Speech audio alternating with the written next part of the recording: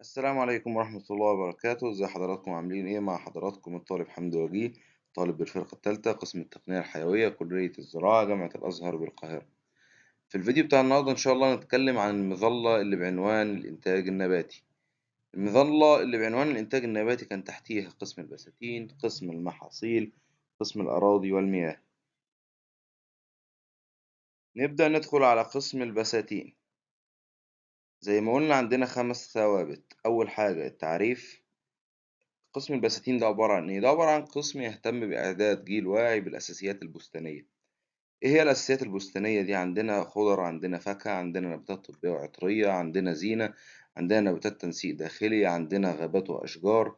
يعني في تفرعات كتير داخل القسم. يعني حضراتكم هتتطرقوا ليها إن شاء الله في الدراسة بعد ما تتخصصوا في القسم ده. وكمان عشان تحددوا مجال الشغل بتاعكم فيما بعد، مش معنى إن أنت دخلت بساتين يبقى أي حاجة فيها زرع هخش أشتغل فيها، لأ، أنت بتحدد مجالك. هل هشتغل في فاكهة مثلا؟ تمام، هشتغل في مجال الفاكهة. هل هشتغل في الفاكهة كلها؟ لأ، أنا اتخصصت مثلا في مزرعة مانجا. تمام كده، أنا حددت مجالي إن أنا شغال تبع قسم بساتين، شغال في مجال الفاكهة، شغال في مزارع المانجا. كده أنا حددت أنا هشتغل في إيه. ده المقصود من التعريف. تاني ثابت معانا شروط الالتحاق بالقسم.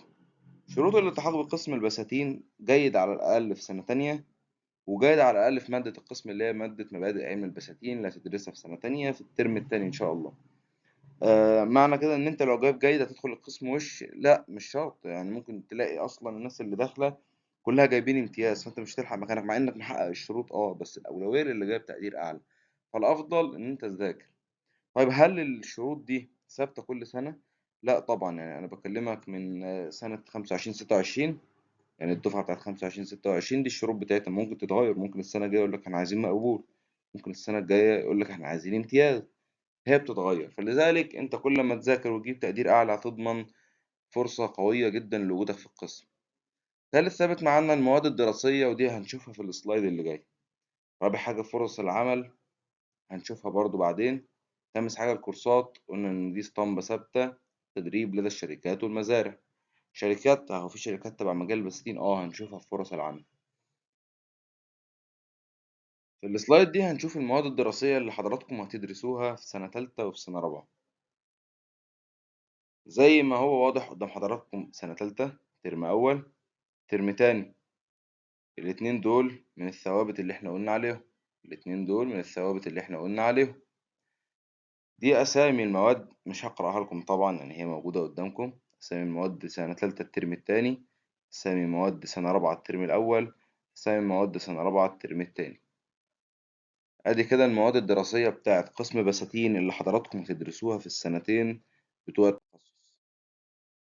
فرص العمل بقى، أول حاجة في شركات الأعمال الزراعية. يعني إيه شركات الأعمال الزراعية؟ يعني مثلا شركة عباد الرحمن لللاندسكيب، موجود، دي اسمها شركات الأعمال الزراعية. شركات إنتاج البذور والتقاوي موجودة. معامل زراعة الأنسجة أهو، مش ده تبع باي تكنولوجي؟ تبع باي تكنولوجي وبساتين برضه. الهيئة العامة للرقابة على الصادرات والواردات، يعني في المواني الصادرات والواردات حاجات عايزة واسطة، بس موجودة. يعني فرصة العمل موجودة، مش هنقول منعدمة ولا حاجة، لا هي متوفرة. خامس حاجة محطات الفرز والتدريج والتعبئة متوفرة بكثرة. الجمعيات الزراعية، مش ده زي إرشاد وتعاون والكلام ده؟ يعني زيهم، بس انت ايه؟ انت اللي هتوزع بقى، انت اللي هتشوف الكميات اللي موجودة، انت هتحدد كل واحد ياخد ايه. يعني عايز دماغ شوية. وفي المشاتل اللي هو متعارف عليها، سواء بقى مشات البساتين اللي هي الزينة، سواء الخضر سواء الفاكهة متوفرة. ننتقل إلى قسم المحاصيل. برضو عندنا الثوابت. التعريف قسم المحاصيل ده هو قسم يهتم بإعداد جيل واعي بإنتاج المحاصيل الحقلية والتقنيات الحديثة لزيادة الإنتاجية. والفروع بتاعته برضو جوه، يعني في عدة فروع. عندك تكنولوجيا محاصيل، عندك فسيولوجي محاصيل، عندك إنتاج، عندك تصميم تجارب الحقل. يعني في برضو جوه عدة تخصصات هتتطرقوا ليها لما تدخلوا القسم. شروط الالتحاق بالقسم: جيد على الأقل في سنة تانية، والنجاح على الأقل في مواد القسم. مواد القسم دي اللي هي إيه؟ اللي هي مبادئ علم المحاصيل، هتدرسوها في سنة تانية في الترم التاني. ومادة مبادئ علم الإحصاء هتدرسوها في سنة تانية في الترم الأول. وزي ما قلنا طبعا إن يعني إيه، مش لازم تكون محقق الشرط، يعني طول ما أنت جايب تقدير أعلى يعني هتضمن فرصة دخول القسم يعني بنسبة أكبر. المواد الدراسية هنتطرق فيها في السلايد القادم. فرص العمل برضه هتيجي في سلايد قادم. الكورسات زي ما قلنا الاسطمبة الثابتة، التدريب لدى الشركات والمزارع. المواد الدراسية سنة تالتة سنة رابعة، الأربع ترمات موجودين قدامكم، تقدروا تشوفوا أسامي المواد. فرص العمل في قسم المحاصيل، مصلحة الخبراء بوزارة العدل تشتغل في وزارة العدل. الرقابة على الصادرات والواردات يعني زي بساتين كده في وزارة الزراعة، ده شيء أساسي، احنا لينا وزارة خاصة بينا أصلا. مديريات الزراعة والإدارات الزراعية. شركات الإنتاج الزراعي زي إنتاج البذور والتقاوي اللي قلنا عليها في بساتين وغيرها. المزارع الخاصة زي بساتين برضو يعتبر. والمشروعات الجديدة عندك مشروع توشكا، مشروع دمياط، مش عارف ايه، أي مشروعات جديدة للزراعة انت ليك فرصة للعمل فيها. وللأمانة عشان أعرفكم برضو إن قسم المحاصيل هو مش قسم عادي، هو برنامج.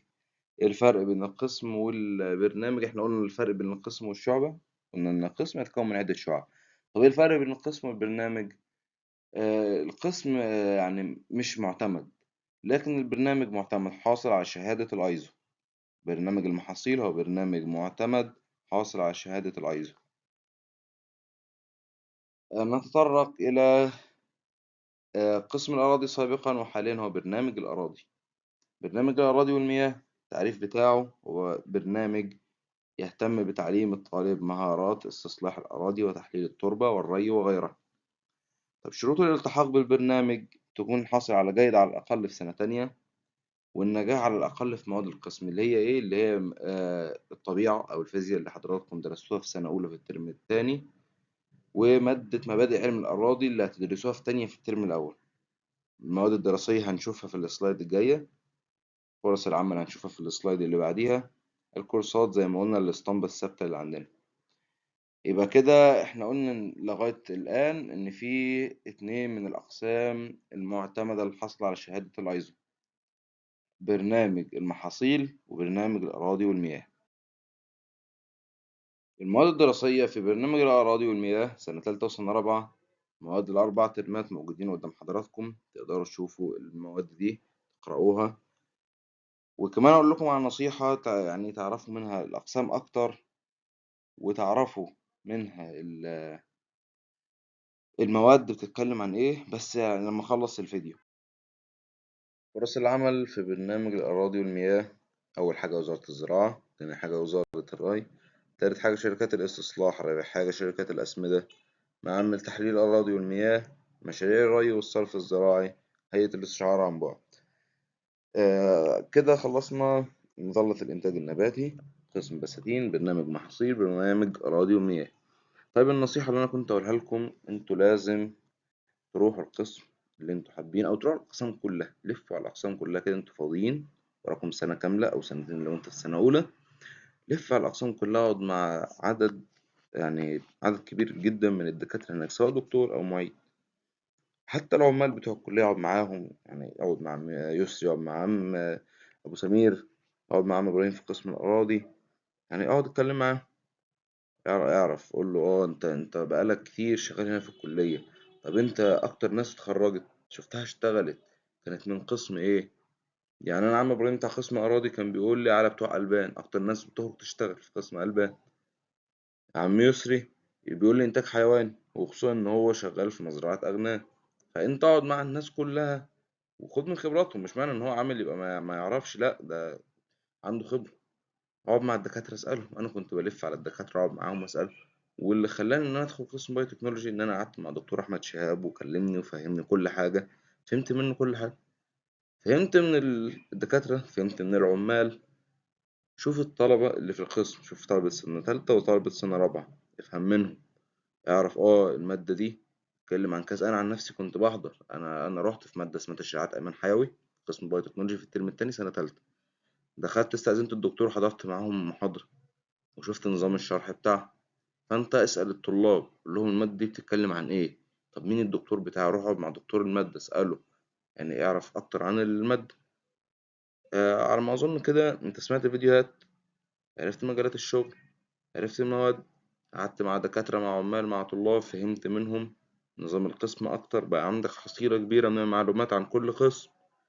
ساعتها هتقدر تحدد انت انهي قسم عاجبك، ايه القسم اللي انت عايز تشتغله. عايز تشتغل في مجال الزراعة ولا لا؟ طب عايز تشتغل في مصر ولا برا مصر؟ بناء على كده تلاقي نفسك حددت القسم بتاعك في أقل وقت وبأقل مجهود، بدل ما كنت توتر نفسك وشتت نفسك زي ما أنا كنت بعمل. والصراحة كان الوقت الفاضي ده كنت أنا أولى بيه، لذلك أنا عملت لكم قائمة الفيديوهات دي عشان أوفر عليكم وقت كبير جدا. وعشان ما أطولش عليكم، الفيديو بتاع النهاردة خلص، والسلام عليكم ورحمة الله وبركاته.